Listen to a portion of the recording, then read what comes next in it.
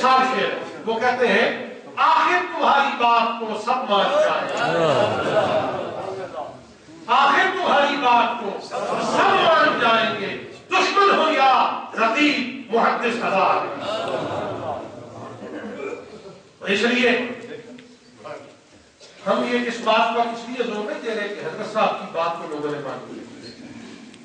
حضرت صاحب کی بات نہیں تھی. حضرت صاحب کی بات اللہ رسول کی بات.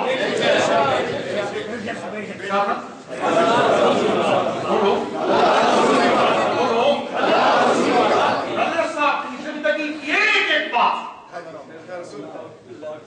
میرے مرشد کریم کی سب سے بڑی کرامت یہ تھی، میرا مرشد نہیں بولا مگر قرآن و حدیث. میرے مرشد نے نہیں کچھ کیا مگر قرآن و حدیث کے مطابق.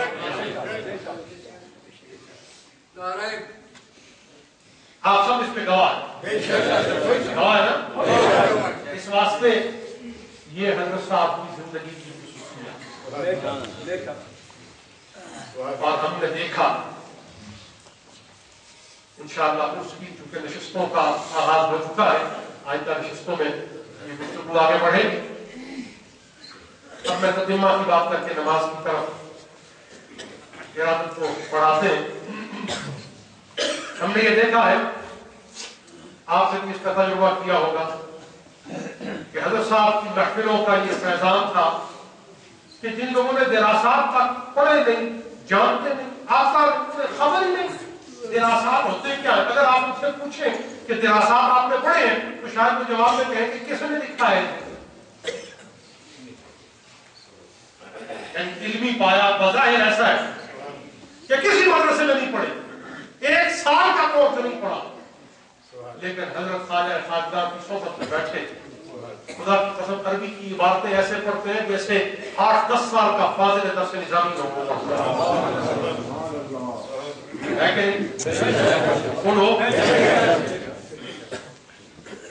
اچھا. اور میں نے خود الحمدللہ دراسات بڑے اہتمام سے مکمل کیے ہیں اور میں اس ضمن کچھ تجربہ بھی رکھتا ہوں.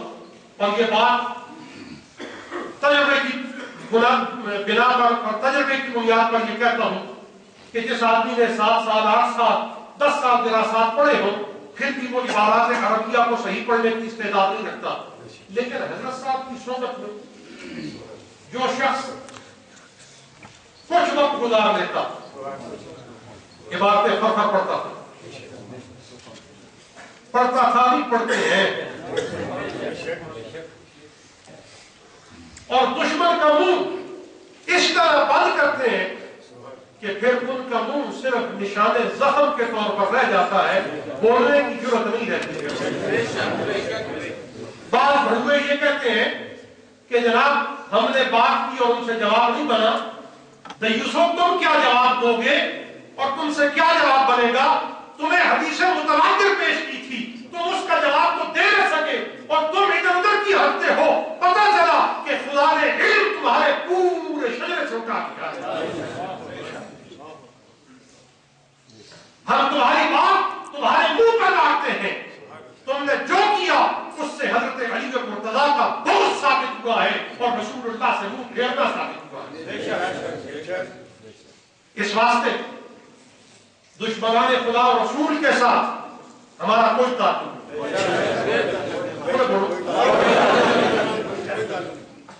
اس واسطے پیارے صاحب عرس کی اس نشست میں یہ سبق لے جاؤ،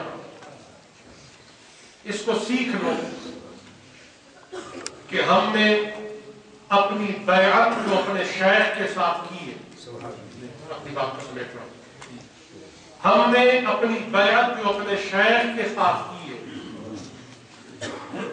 یہ زندگی کا سب سے قیمتی عمل ہے. یہ چند جملے میں سمیٹتے ہوئے پیغام کے طور پر ہم نے اپنی بیعت جو اپنے شیخ کے ہاتھ میں ہاتھ دے کر یا اپنے شیخ کے موجودگی میں اجتماع کے اندر کی ہے.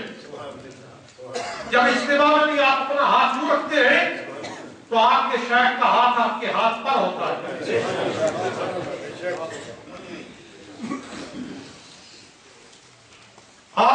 بیعت اپنے شہر کے ہاتھ پر کی وہ آپ کی زندگی کا سب سے قیمتی سرمایہ،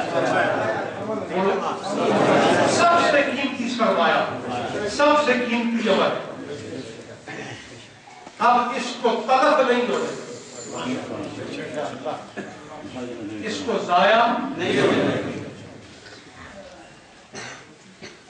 بیعت کو قائم رکھنے کے لیے توبہ نہیں توڑنی، اللہ رسول کے ادب سے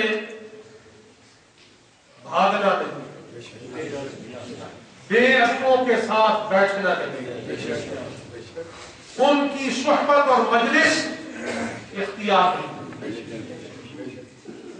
اور سچے کون ہیں؟ جو یا رسول اللہ کہتے ہیں. بولو جو یا علی کہتے ہیں. بولو جو یا غوث اعظم کہتے ہیں. وہ سچے.